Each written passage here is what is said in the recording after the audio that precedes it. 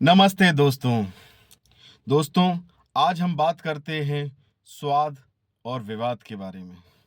दोस्तों, हम उम्र भर स्वाद के चक्कर में रहते हैं कि नया कोई स्वाद मिल जाए और ये स्वाद हमको हॉस्पिटल जैसी जगहों तक पहुंचा देता है। जीवन में हम जब तक अपने जीवन में स्वाद को प्राथमिकताएं देते हैं, तब तक हमारा जो शरीर है वो निरोगी नहीं हो पाता है। नाना प्रकार के उसको रोग हमेशा लगे ही रहते हैं। हमारे जीवन में हमारा जो आहार है वो इतना संतुलित होना चाहिए कि हम बेहतर ढंग से अपने शरीर से काम ले सकें, क्योंकि आपको शरीर तो मिला था स्वस्थ रहने के लिए, पर आपने स्वाद के चक्कर में इसको खतरनाक अवस्था में ला दिया है। आप जीवन में जीते चले जाते हैं और कभी भी स्वाद को नहीं छोड़ पाते हैं। दोस्तों, अगर आपकी जो ज़्यादातर परेशानियां हैं वो स्वाद के कारण से ही हैं। आप नाना प्रकार के चटपटे व्यंजन कुछ भी खाने को तैयार हो जाते हैं, चाहे आपका शरीर उसको लेता हो या ना लेता हो। प्रत्येक व्यक्ति को ये पता होता है कि उसके जीवन में किस खाने की वजह से उसके सामने परेशानियां आ रही हैं, वो कौन से ऐसे स्वाद ले रहा है जिससे वह बीमार पड़ रहा है। तो क्यों नहीं आप छोड़ देते ऐसे स्वाद लेने को? क्योंकि आपको निरोगी रहना है तो ऐसे चटपटे स्वादों को छोड़ना पड़ेगा। आप जब भी जीवन को एक निरोग जीना चाहते हैं तो आप ऐसे चटपटी चीजों को छोड़ दीजिए जो आपके जीवन में हमेशा स्वाद बन के आती हैं।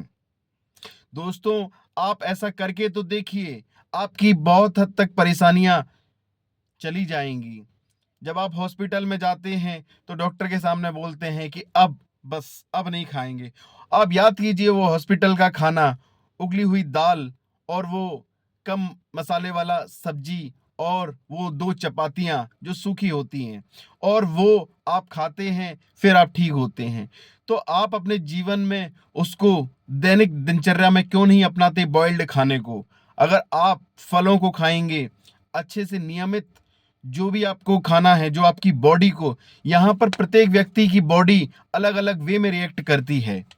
किसी को कोई चीज हो सकता है कि किसी को चावल फायदा करते हो तो किसी को नुकसान करते हो।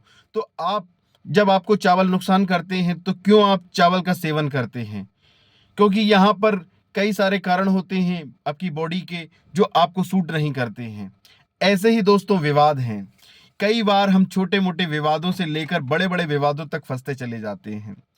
बहुत छोटी सी बात होती है और हम उन विवादों में अपने जीवन को खराब करते चले जाते हैं। मान के चलिए कि आपका पड़ोसी आपके सामने कचड़ा रख देता है और उसको समझाने की जगह आप उस पर गुस्सा करते रहते हैं और उससे लड़ने को तत्पर रहते हैं, और वो भी आपसे लड़ने को तत्पर रहता है। उम्र भर आप यूं ही लड़ते रहते हैं। आपने कभी सिविल सोसाइटी में रहने का मतलब ही नहीं जाना कि एक दूसरे की मदद करके और समझ के साथ जिया जा सकता है। क्योंकि लोग तो लड़ेंगे ही, आप भी लड़ोगे ही, पर लड़ना दोस्तों सॉल्यूशन नहीं है। आपको समाज को परिवर्तित करना है। छोटे मोटे विवादों को आप जाने दीजिए, चाहे वो आपके परिवार के मैटर हों, चाहे वो आपके सार्वजनिक मैटर हों, चाहे किसी प्रकार के मैटर हों। विवादों को सुलझाना ही आपका उद्देश्य होना चाहिए दोस्तों।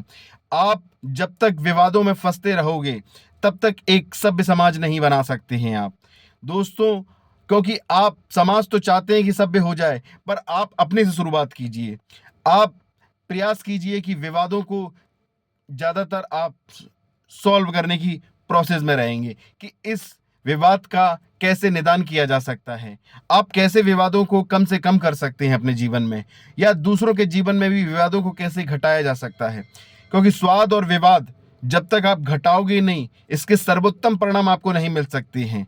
तो दोस्तों, बहुत बहुत धन्यवाद, आपने हमारी बात सुनी।